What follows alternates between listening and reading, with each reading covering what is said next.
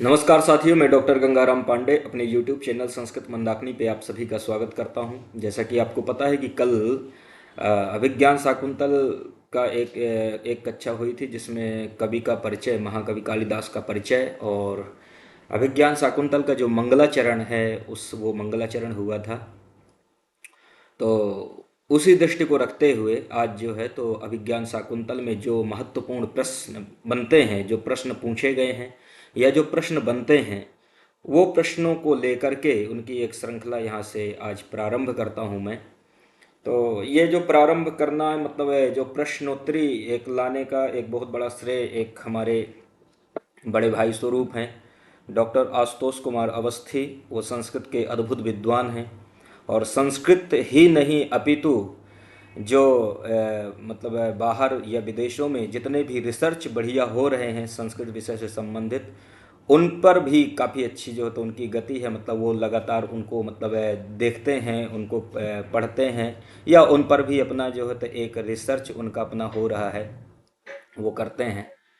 तो संस्कृत के इतर भी वो शास्त्रों में बहुत अच्छी गति है। उन्होंने ही इस विषय को प्रश्नोत्तरी को सजेस्ट किया था कि आप प्रश्नोत्तरी इसमें लेकर के आओ, क्योंकि प्रश्न लगाना बहुत आवश्यक होता है। जब तक हम प्रश्नों को बढ़िया से नहीं लगाते तो हमारी शास्त्र में या जो भी एग्ज़ाम हम तैयारी करते हैं, जिस भी मतलब परीक्षा की तैयारी करते हैं, तो जब तक हम प्रश्नों को नहीं देखे रहते तब तक क्या होता है कि पूरी तरह से हम श्योर नहीं होते हैं कि मतलब इसका उत्तर यही है। तो प्रश्न मतलब शास्त्र तो ठीक है, शास्त्र पढ़ना ही है। जो तैयारी कर रहे हैं तो वो, क्योंकि शास्त्र में हो सकता है कि किसी किसी के साथ ऐसा भी होता है कि उतनी गति नहीं होती है, ठीक है। तो प्रश्नों को लगाना थोड़ा सा ज़्यादा अच्छा होता है। प्रश्नों के माध्यम से वो काफ़ी ज़्यादा अच्छा जो होता है अपना सिलेबस उसको पूरा कर पाते हैं। उसी दृष्टि को रखते हुए आज अभिज्ञान शाकुंतल की जो प्रश्नोत्तरी है, जो मुख्य रूप से जो मतलब क्वेश्चन वहाँ से बनते हैं, तो मेरी एक ये दृष्टि है कि जैसे अभिज्ञान शाकुंतल में 7 अंक हैं तो 7 अंक में प्रथम से शुरू करें, कि पहले अंक से जो जो क्वेश्चन बनते हैं वहाँ से ही पहले शुरू करते हैं। तो क्रम से जब अपन ये मतलब प्रश्नों को लगाते हैं, साधते हैं, तो एक अच्छी तैयारी हो जाती है, कोई भी प्रश्न छूटता नहीं है। तो उस दृष्टि को रखते हुए यहाँ पर जो अभिज्ञान शाकुंतल का प्रथम अंक है, लगभग वहीं से प्रश्नों का संग्रह है। हो सकता है कि कुछ यहाँ वहाँ से एक दो क्वेश्चन मतलब यहाँ शायद एक दो मतलब दूसरे उससे आ सकते हैं, लेकिन मुख्य रूप से मेरा ये प्रयास है कि प्रथम अंक से ही जो प्रश्न बन सकते हैं उनको पहले देखा जाए, और जो मतलब छूटेंगे तो उनको दूसरी जो कक्षा होगी उस कक्षा में उनको पूरा करेंगे। तो जैसे कि आप देख रहे हो कि यहाँ पर लिखा है अभिज्ञान शाकुंतलम प्रश्नोत्तरी। तो इसके बाद देखते हैं प्रश्न, यहाँ पर दूसरे स्लाइड में आपको दिख रहा होगा स्क्रीन में।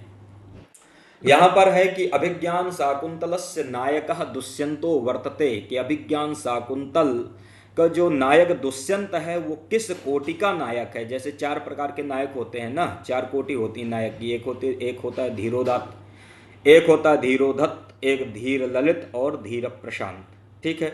तो जैसे धीरोदात्त है तो धीरोदात्त जो नायक होता है जैसे कि राम है और दुष्यंत हैं, ठीक है, राजा दिलीप हैं, इस टाइप से जो नायक होते हैं ये धीरोदत्त की श्रेणी में आते हैं। धीरोदत्त नायक जैसे कि भीम हैं, ठीक है, इस मध्यम व्यायोग इसमें जो ये धीरोदत्त की श्रेणी में आते हैं। धीर ललित जैसे कि उसमें रत्नावली का नायक जो उदयन है वो धीर ललित की कोटि में आते हैं। धीर प्रशांत जैसे कि मृच्छ कटिकम का जो नायक है चारुदत्त, सार्थवाह चारुदत्त, वो धीर प्रशांत की कोटि में आते हैं। तो इस टाइप से ये आपको ध्यान रखना है। मैंने जैसे कि आपको बताया था कि प्रश्न एक होगा, लेकिन एक के अंतर्गत ही कई प्रश्न हम लोग साध लेंगे, मतलब कई प्रश्नों को मैं आपको बता दूंगा। तो अभिज्ञान शाकुंतलस्य नायकः दुष्यंतो वर्तते, धीरोदात्त नायकः वर्तते। तो अभिज्ञान शाकुंतल का जो नायक दुष्यंत है वो धीरोदात्त की कोटि में आता है। धीरोदात्त में क्या होता है कि जैसे धीरोदत्त नायक का जो लक्षण करते हैं वो लक्षण है महासत्तोत गंभीर क्षमावान विगत्थन स्थिरो निगूढ़ अहंकारो धीरोदात्तो दृढ़व्रता। तो ये इसका लक्षण होता है। तो ये प्रश्न, पहला प्रश्न आपको लग गया होगा। इसके बाद देखते हैं दूसरा है अभिज्ञान शाकुंतलस्य नायिका अस्ति, कि अभिज्ञान शाकुंतल की नायिका है। तो अब इनमें से जैसे ये ऑप्शन दिए हैं, इसमें पहले वाले में टिक करना भूल गया था मैं। जो पहले वाले का जो उत्तर है वो धीरोदात्त है, तो धीरोदात्त नायक है। ठीक है,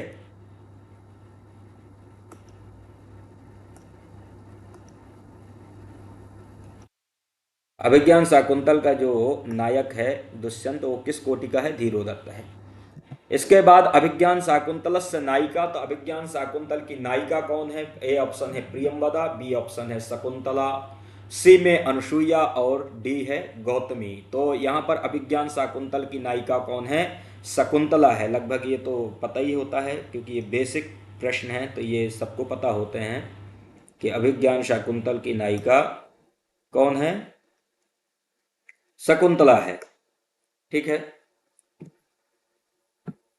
प्रियंवदा जो है, प्रियंवदा और अनसुईया ये शकुंतला की दोनों सखियां रहती हैं, और गौतमी आश्रम में रहने वाली जो वृद्धा तापसी है, जो तपस्विनी है, वो गौतमी है, जो शकुंतला को लेकर हस्तिनापुर जाती है दुष्यंत के पास में। वो महर्षि कण्व गौतमी को ही भेजते हैं। गौतमी और सारंगर्व और सारद्वत, ये तीन लोग जो तो जाते हैं साथ में। तो ये भी एक क्वेश्चन है, जैसे पूछते हैं कि शकुंतला को लेकर के हस्तिनापुर कौन उनके साथ में जाता है, तो यहाँ पर गौतमी, सारद्वत और सारंगर्व, ये यहाँ पर तीन लोग रहते हैं। तीसरा क्वेश्चन है, आर्त त्राणाय वह शस्त्रम ना प्रहर्तुम अनागसी इति केनोक्तम। यहाँ पर यह है कि आर्त त्राणाय वह शस्त्रम ना प्रहर्तुम अनागसी। आर्त त्राणाय, आर्त त्राणाय का मतलब होता है जो दुखी लोग हैं, जो दिन दुखी लोग हैं। आर्त त्राणाय, उनको त्राणाय मतलब बचाने के लिए, उनकी रक्षा करने के लिए, वह मतलब आपके शस्त्र हैं। ना प्रहर्तुम अनागसी, ठीक है, ना प्रहर्तुम अनागसी मतलब इनको, इन पर प्रहार करने के लिए नहीं है। ठीक है, तो यहाँ पर क्या होता है कि प्रथम अंक में जब दुष्यंत उसका मृग का जब शिकार कर रहे होते हैं, तो उसी समय जब मतलब अपना बाण संधान करते हैं, मतलब बाण को खींचते हैं, धनुष चढ़ाते हैं, धनुष में बाण को जब चढ़ाते हैं, तो उसी समय क्या होता है, बैखानस आता है। प्रथम अंक की घटना है ये। तो बैखानस आता है, तो बैखानस रोकता है कि अलम अलम इस प्रकार करके कि मतलब यहाँ इसके ऊपर बाण मत छोड़िए। ठीक है, इसके ऊपर बाण मत छोड़िए। ये उसी में यहाँ पर ये बैखानस ही कहता है कि आर्त त्राणाय वह शस्त्रम ना प्रहर्तुम अनागसी, इस प्रकार से वहाँ पर कहानी है, घटना है। तो ये पहली बात तो ये ध्यान रखना कि ये अच्छा, ये जो इसका ऑप्शन है सी नंबर बैखानसेन, तो ये कौन कहता है? बैखानस कहता है। आर्त त्राणाय वह शस्त्रम ना प्रहर्तुम अनागशी, ये कौन कहता है? बैखानस कहता है। तो ये लग गया।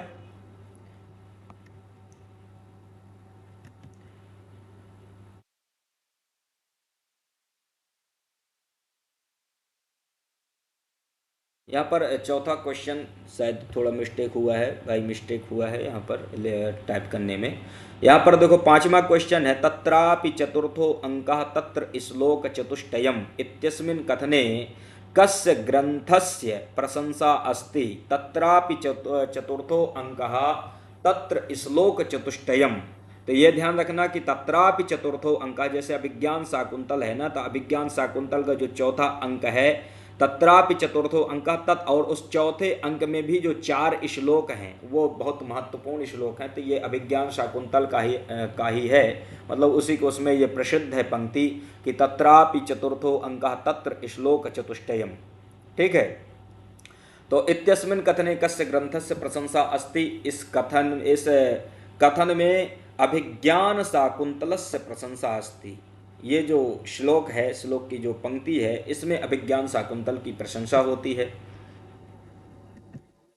छठवां क्वेश्चन है, किमिव ही मधुराणाम मंडनम न आकृति नाम। किम इव ही मधुराणाम मंडनम न आकृति नाम इति इयम सूक्ति ही वर्तते। यह सूक्ति है, किस ग्रंथ की सूक्ति है?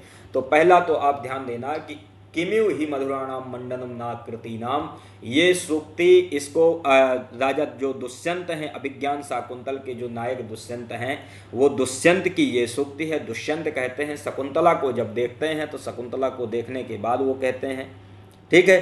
किमु ही मधुराणाम मतलब जो सुंदर व्यक्ति होता है, जो स्वभाव से सुंदर व्यक्ति होता है या शारीरिक सुंदर व्यक्ति जो होता है, उसको किसी आकृति की, किसी मंडन की, किसी आभूषण की आवश्यकता नहीं होती। किमु ही मधुराणाम मंडनम ना आकृति नाम, मंडनम ना आकृति नाम, तो किसी भी आभूषण की उसको आवश्यकता नहीं होती। जो जिसको प्रकृति ने सुंदर बना दिया है उसको किसी बाह्य आभूषण की जरूरत नहीं होती।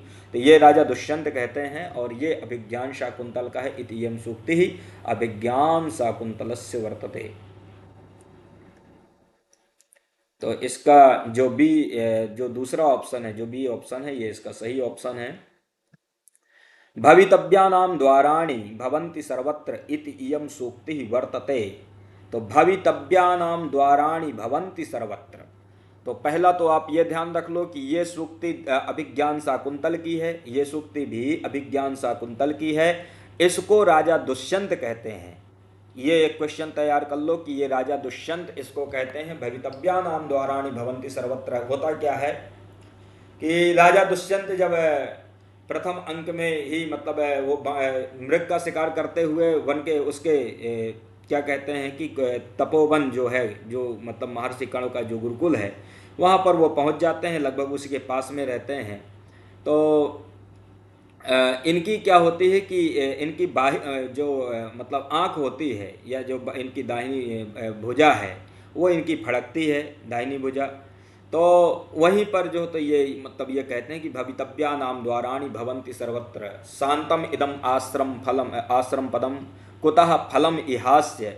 ठीक है, इस प्रकार से वहाँ पंक्ति है कि शांतम इदम आश्रम पदम कुतः फलम इहास्य, अथवा भवितव्या नाम द्वाराणि भवन्ति सर्वत्र। इस प्रकार से वो राजा दुष्यंत कहते हैं कि शांतम इदम आश्रम फलम कुतः फलम, शांतम इदम आश्रम पदम कुतः फलम इहास्य, कि मतलब ये आश्रम जो है बिल्कुल शांत है, कुतः फलम इहास्य, इसका फल कहाँ है। ठीक है, क्योंकि जब इनकी आंख फड़कती है तभी, क्योंकि ये माना जाता है ज्योतिष शास्त्र के अनुसार में कि यदि पुरुषों का दाहिना जो मतलब भाग है, जैसे दाहिनी आंख है, दाहिनी भुजा है, यदि ये फड़कती है तो वो शुभ माना जाता है, मतलब कोई अच्छा संकेत मिलने वाला है, जैसे इनको भी शकुंतला मिलने वाली है वहाँ पर। तो यही ये कहते हैं कि भाई अथवा भवितव्या नाम द्वाराणि भवन्ति सर्वत्र, तो मतलब कि यहाँ कहाँ से ये मतलब शुभ की प्राप्ति होगी। फिर ये कहते हैं कि अथवा भवितव्या नाम द्वाराणि भवन्ति सर्वत्र, कि मतलब जो होनी के जो द्वार होते हैं, अर्थात जो होनी होने वाली होती है उसके द्वार सर्वत्र होते हैं, उसके द्वार, उसके जो रास्ते हैं वो सभी जगह से होते हैं, मतलब जो भी होनी होने वाली होती है वो उसके दरवाजे सभी तरह से, सभी तरफ से होते हैं। ठीक है, तो भवितव्या नाम द्वाराणि भवन्ति सर्वत्र, तो ये सूक्ति अभिज्ञान शाकुंतल की सूक्ति है। इसका जो दूसरा ऑप्शन है ये इसका सही ऑप्शन है। अभिज्ञान शाकुंतलम इति नाटके नांदी अस्ति। देखो ये बहुत महत्वपूर्ण प्रश्न है, पिछले बार पीजीटी के एग्जाम में पूछा गया था, जो 2021 का पीजीटी के एग्जाम हुआ था उसमें पूछा था कि अभिज्ञान शाकुंतलम इति नाटके नांदी अस्ति, कि अभिज्ञान शाकुंतल इस नाटक में नांदी है। तो कैसी नांदी है, अष्टपदा नांदी है, अथवा द्वादश पदा नांदी है, या त्रयोदश पदा, या अष्टादश पदा। तो जैसे कि कल का जो वीडियो आया था, कल की जो कक्षा हुई थी उसमें मैंने बताया था कि यहाँ पर अष्टपदा नांदी है। तो अभिज्ञान शाकुंतल में कैसी नांदी है, अष्टपदा नांदी है, क्योंकि अष्टविध शिव की मूर्तियों का, ठीक है, यहाँ पर जो तो कवि ने मंगलाचरण किया है, तो 8 प्रकार की शिव की मूर्तियाँ हैं, उसके विषय में महाकवि कालिदास ने मंगलाचरण किया है, तो इसलिए इसको अष्टपदा नांदी मानते हैं। बलवदपि शिक्षितानाम आत्मनि अप्रत्ययम चेतः, बलवदपि शिक्षितानाम आत्मनि अप्रत्ययम चेतः इति सुभाषित वचनम कस्मिन् ग्रंथे अस्ति। एक सूक्ति है, अभिज्ञान शाकुंतल के पहले ही अंक में है, इसको बैखानस, इसको सूत्रधार कहता है। ये जो सूक्ति है बलवदपि शिक्षिता नाम आत्मनि अप्रत्ययम चेता, ये सूक्ति सूत्रधार की है। पहला तो आप ये ध्यान रख लो, ये सूत्रधार इसको कहता है। फिर ये जो है तो अभिज्ञान शाकुंतल के प्रथम अंक में है, ये भी ध्यान रख लेना है। और जब ये इतना सब हो ही गया तो इसका जो सी ऑप्शन है, जो तीसरा नंबर ऑप्शन है, ये इसका सही ऑप्शन हो जाएगा कि ये सूक्ति जो है अभिज्ञान शाकुंतल की सूक्ति है। तो बलवदपि मतलब कि इसमें ये होता है कि बैखानस कहता है कि विद्वान जब तक मतलब इस ये जो मतलब अभिज्ञान शाकुंतल की जो रचना हो रही है, जो मतलब इसको हम प्रस्तुत कर रहे हैं, ये जब तक वो पूरी तरह से इसमें मतलब संतुष्ट ना हो जाए तब तक हम अपने कार्य को पूरी तरह से सफल नहीं मानते। क्योंकि जो शिक्षित लोग होते हैं वो भी जो है तो अपने विषय में कहीं ना कहीं मतलब जब इस प्रकार का कुछ होता है तो वो सशंकित रहते हैं, पूरी तरह से संतुष्ट नहीं रहते। तो जब विद्वानों का ये हाल होता है तो फिर हम लोगों की तो कोई बात ही नहीं है। तो यहाँ खैर एक मतलब महाकवि कालिदास ही कहना चाह रहे हैं, क्योंकि लिखते तो वही हैं। तो बलवदपि शिक्षितानाम आत्मनि अप्रत्ययम चेता। 10वां नंबर है ना प्रभा तरलम ज्योति उदेति वसुधातलात् इति इयम उक्ति। देखो यहाँ पर एक सूक्ति है कि ना प्रभा तरलम ज्योति उदेति वसुधातलात्, ना प्रभा तरलम ज्योति उदेति वसुधातलात्। ये जो है सूक्ति राजा दुष्यंत की सूक्ति है। ठीक है, ये दुष्यंत कहते हैं क्योंकि जब वो शकुंतला को देख लेते हैं, शकुंतला को देखने के बाद ही ये उनकी सूक्ति आती है कि ना प्रभा तरलम ज्योति। तो ना प्रभा तरलम ज्योति उदेति वसुधातलात् इति इयम उक्ति दुष्यंतस्य उक्ति। ये किसकी उक्ति है? दुष्यंत की उक्ति है। 11वां है सृष्टु आद्या सृष्टि का। सृष्टु आद्या सृष्टि का, सृष्टु मतलब विधाता की, आद्या मतलब आद्या, सृष्टि मतलब सृष्टि का मतलब कौन है? अभिज्ञान शाकुंतल का मंगलाचरण है। अभिज्ञान शाकुंतल के मंगलाचरण में ही जो तो ये पहली पंक्ति है कि या सृष्टु सृष्टु आद्य, या सृष्टि सृष्टु आद्या वहति विधिहुतम। ठीक है, या सृष्टु सृष्टि आद्या वहति विधिहुतम, या हव्रिया चोहोत्री ये द्वे कालम विदत्ता श्रुति विषय गुणा स्थिता व्याप्य विश्वम याम आहुः सर्वबीज प्रकृति इरिया प्राणिनः प्राणवंता प्रत्यक्षाभि प्रपन्नस्तनुभिः तनुभिः अवतु वाताभि अष्टाभिरीशा। इस प्रकार से जो तो महाकवि कालिदास मंगलाचरण करते हैं। तो या सृष्टु आद्या सृष्टि अर्थात जो विधाता की आद्या मतलब प्रथम सृष्टि है, तो वो कैसी सृष्टि है? जल रूप सृष्टि है। विधाता की प्रथम सृष्टि कौन है? जल रूप सृष्टि है। दूसरी सृष्टि अग्नि रूप सृष्टि है। और तीसरी सृष्टि कौन है? जजमान रूप सृष्टि है। चौथी सृष्टि कौन है? सूर्य। और पांचवी चंद्र रूप सृष्टि है। छठवीं सृष्टि कौन आता है? छठवीं सृष्टि में बताते हैं कि जो आकाश रूप सृष्टि है वो मतलब छठवें नंबर की सृष्टि है। इसके बाद पृथ्वी रूप सृष्टि और फिर इसके बाद वायु रूप सृष्टि। इस प्रकार से अष्टविध जो तो शिव का जो स्वरूप है उनकी वो वंदना करते हैं, प्रार्थना करते हैं। ठीक है, महाकवि कालिदास। तो ये आद्या सृष्टि के द्वारा जल रूप सृष्टि का यहाँ पर ज्ञान होता है। 12वां नंबर है कस्य नाटकस्य मंगलाचरणे अष्टविध शिव स्वरूपम। जैसे कि अभी मैंने बताया, इसके पहले जो चर्चा हुई तो उसी में ये है कि कस्य नाटकस्य मंगलाचरणे अष्टविध शिव स्वरूपम, कि किस नाटक के मंगलाचरण में अष्टविध शिव स्वरूप की वंदना की गई है। किस नाटक के मंगलाचरण में अष्टविध शिव के स्वरूप की वंदना की गई है? तो अभी यहाँ पर चर्चा हुई ही कि अभिज्ञान शाकुंतल के मंगलाचरण में अष्टविध शिव स्वरूप की वंदना की गई। इसलिए इसका जो सी ऑप्शन है, जो तीसरा ऑप्शन है, ये इसका सही ऑप्शन हो जाएगा। 13वां है किमु हि मधुराणाम मंडनम नाकृतीनाम इत्यत्र कः अलंकारः। किमु हि मधुराणाम मंडनम न आकृति नाम इत्यत्र कः अलंकार। बहुत महत्वपूर्ण प्रश्न है। 13वां क्वेश्चन है किमु हि मधुराणाम मंडनम न आकृति नाम इत्यत्र कः अलंकारः। तो यहाँ पर अर्थांतरन्यास अलंकार हुआ है, ध्यान रखना। यहाँ पर अर्थांतरन्यास अलंकार हुआ है। ठीक है, ये इसका गलत ऑप्शन है। किमु हि मधुराणाम मंडनम न आकृति नाम, ये वही अभिज्ञान शाकुंतल का ही है, प्रथम अंक का है, राजा दुष्यंत की सूक्ति है ये। 14वें में चलते हैं काव्येषु नाटकम रम्यम तत्र रम्या शकुंतला। काव्येषु नाटकम रम्यम तत्र रम्या, इसके बाद ये आता है डैश डैश डैश। तो आपको ध्यान रखना, जैसे कि मैंने बताया कि काव्येषु नाटकम रम्यम तत्र रम्या शकुंतला रिक्त स्थानम पूर्य। तो रिक्त स्थान में क्या आ जाएगा? शकुंतला। इसका जो दूसरा ऑप्शन है ये इसका सही आ जाएगा। ये सूक्ति ही है पूरी कि काव्येषु नाटकम रम्यम तत्र रम्या शकुंतला। अर्थो हि कन्या परिकीय एव इति श्लोकांशः कस्य नाटकस्य अस्ति। अर्थो हि कन्या, ये चौथा जो अंक है अभिज्ञान शाकुंतल का, ये वहाँ की सूक्ति है। अर्थो ही कन्या परकीव एव, मतलब जो कन्या है वो दूसरे का धन होती है, ऐसा कौन कहते हैं? कण्व कहते हैं। तो ये कण्व की सूक्ति है। अर्थो ही कन्या परकीव एव, ये महर्षि कण्व की सूक्ति है। महर्षि कण्व कहते हैं अभिज्ञान शाकुंतल के चौथे अंक की सूक्ति है। तो ये देखो यहाँ पर इसका जो चौथा ऑप्शन है ये इसका सही ऑप्शन हो जाएगा। इसके बाद 16वां क्वेश्चन है कि अभिज्ञान शाकुंतलस्य आधारभूता कथा महाभारतस्य कस्मिन् पर्वणि प्राप्यते। अभिज्ञान शाकुंतलस्य आधारभूता कथा कि मतलब अभिज्ञान शाकुंतल की आधारभूत जो कथा है वो महाभारतस्य कस्मिन् पर्वणि प्राप्यते, महाभारत के किस पर्व में प्राप्त होती है। तो आपको ध्यान रखना है कि अभिज्ञान शाकुंतल की जो कथा है, जो शाकुंतल की जो कथा है वो महाभारत के आदि पर्व में मतलब प्राप्त होती है, महाभारत के आदि पर्व से ली गई है। ठीक है, तो अभिज्ञान शाकुंतल की जो कथा है वो महाभारत के किस पर्व से ग्रहण की गई है? आदि पर्व से। 17वां नंबर देख लो, शाकुंतल मंगलाचरणे कीदृशः शिवः वर्णिता। शाकुंतल के मंगलाचरण में कीदृशः शिवा वर्णिता मतलब शिव का किस प्रकार से वर्णन है। तो शिव का यहाँ पर जैसे कि मैंने बताया कि शिव की अष्टविध मूर्ति का वर्णन है, तो यहाँ पर अष्ट मूर्ति जो तीसरा नंबर ऑप्शन है ये इसका सही हो जाएगा कि शिव की अष्टविध मूर्ति को महाकवि कालिदास ने यहाँ पर वंदना किया है। शिव की अष्टविध मूर्ति का महाकवि कालिदास ने क्या किया है? वंदना किया है। तो अभिज्ञान शाकुंतल के मंगलाचरण में अष्टविध मूर्ति का क्या किया है? वर्णन किया है, या अष्टविध जो शिव की मूर्ति है वो वर्णित है।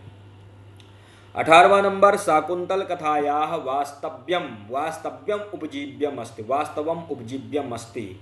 शाकुंतल कथायाः वास्तव्यम उपजीव्यम अस्ति। शाकुंतल की कथा जो कथा है वो वास्तव में उपजीव्यम, उसका उपजीव्य क्या है? तो पहला है ऋग्वेद है, दूसरा सामवेद, तीसरा धर्मशास्त्र और चौथा महाभारत। तो आपको ध्यान रखना है कि जो महाभारत है, इसके पहले भी लगाए थे, वो महाभारत में से ही, महाभारत के आदि पर्व से शाकुंतल की कथा को लिया गया है। ये प्रश्न इस प्रकार से इसलिए हम ऐसे बना रहे हैं ताकि आपको हर तरह से जैसे भी प्रश्न पूछे वैसे ही आपको जो हो तो उसका उत्तर लगा हो, उत्तर सधा हो। इसलिए कई बार प्रश्नों को थोड़ा सा दूसरे चेंज कर करके इनको हम दे देते हैं।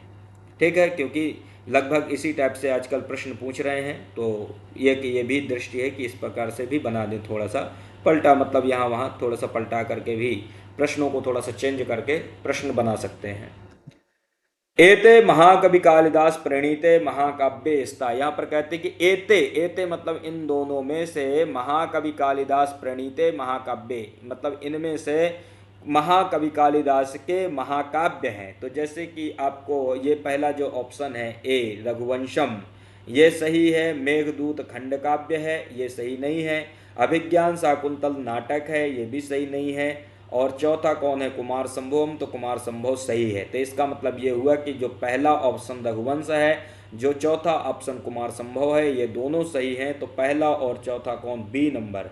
तो ये जो बी नंबर है ये इसका सही ऑप्शन हो जाएगा। रघुवंश महाकाव्य है, मेघदूत खंड काव्य है, अभिज्ञान शाकुंतल नाटक है, और कुमार संभव भी क्या है? महाकाव्य है। इसके बाद 20वां क्वेश्चन देखो। 20वें क्वेश्चन में है कि सताम हि संदेह पदेषु वस्तुषु प्रमाणमन्तः कर्ण प्रवत्तयः, कर्ण प्रवत्तः यहाँ पर है। ठीक है, यहाँ पर ध्यान देना, प्रमाणम अंतः कर्ण प्रवत्तयः। ठीक है, कर्ण शब्द है यहाँ पर, प्रमाणम अंतः कर्ण प्रवत्तयः। प्रमाणम सताम ही संदेह पदेषु वस्तुषु, प्रमाणम अंतः कर्ण प्रवत्तयः। इसका मतलब ये है, ये कहते हैं कि इति कस्य उक्ति, ये किसकी उक्ति है? तो होता क्या है कि जब इसमें अभिज्ञान शाकुंतल के प्रथम अंक में दुष्यंत शकुंतला को देखते हैं तो देखने से उनसे मोहित हो जाते हैं, क्योंकि शकुंतला वास्तविक बहुत सुंदर रहती हैं। तो ये अपने मन में विचार करते हैं राजा दुष्यंत की, भाई ये तो महर्षि कण्व की पुत्री है, कण्व जो तो ब्राह्मण है, इस प्रकार से उनकी अपनी वो होती है। और वो शकुंतला क्या कहते हैं, अनसुईया और प्रियंवदा के द्वारा भी मतलब ये सुने रहते हैं, मतलब वो उनको पता चलता है। तो इस प्रकार से क्या होता है कि बाद में मतलब यही सब अपना जो तो विचार करते हैं, विचार करते हुए उनको मतलब ये लगता है कि ऐसी स्थिति में जब संदेह उत्पन्न होता है, संदेह की स्थिति में जो अपना अंतःकरण होता है, सताम मतलब सज्जनों का जो अंतःकरण होता है वही प्रमाण होता है। मतलब अंतःकरण जो मतलब कहता है, अंतःकरण जो बतलाता है, हमारी आत्मा जो उस समय कहती है कि ये सही होगा, लगभग वही जो है तो क्या होता है? प्रमाण माना जाता है। तो उसी विषय में है, दुष्यंत शकुंतला के विषय में विचार करते हैं कि ये मतलब कौन है क्षत्रिय के द्वारा उत्पन्न है, कि ये इन्हीं की पुत्री है। यदि इन्हीं की पुत्री है तो भाई महर्षि कर्ण को तो मैंने सुना है कि ये नैष्ठिक ब्रह्मचारी है। नैष्ठिक ब्रह्मचारी का मतलब ये है कि ये बचपन से ही ब्रह्मचारी हैं, इन्होंने विवाह नहीं किया। तो जब विवाह नहीं किया तो शकुंतला कहाँ से आ गई। इस प्रकार से इनकी अपनी जो इनके अपने अंदर विचार चलते हैं। वहीं पर जो तो ये सूक्ति आती है कि सताम ही संदेह पदेशु वस्तुषु प्रमाणम अंतःकरण प्रपत्ता। तो ये सूक्ति किसकी है? पहला ऑप्शन इसका भर्तरी है, दूसरा भास है, तीसरा कालिदास और चौथा भभूति। तो ध्यान रखना कि ये सूक्ति किसकी है? महाकवि कालिदास की सूक्ति है।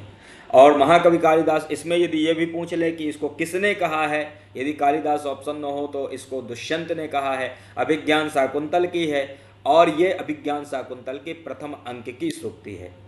तो आशा करता हूँ कि आपको बढ़िया से समझ में आ गया होगा। जो कुछ इसमें कमी रहेंगी, जो इसके बाद जो कक्षाएं होंगी उसमें कुछ और बढ़िया हम कर देंगे, कुछ और बढ़िया से यहाँ पर संचय कर देंगे प्रश्नों का। इसी के साथ आज की कक्षा को हम यहीं पर समाप्त करते हैं और मिलते हैं एक नई कक्षा के साथ, एक अच्छे प्रश्नों के साथ में अगले वीडियो में। इसी के साथ नमो नमः।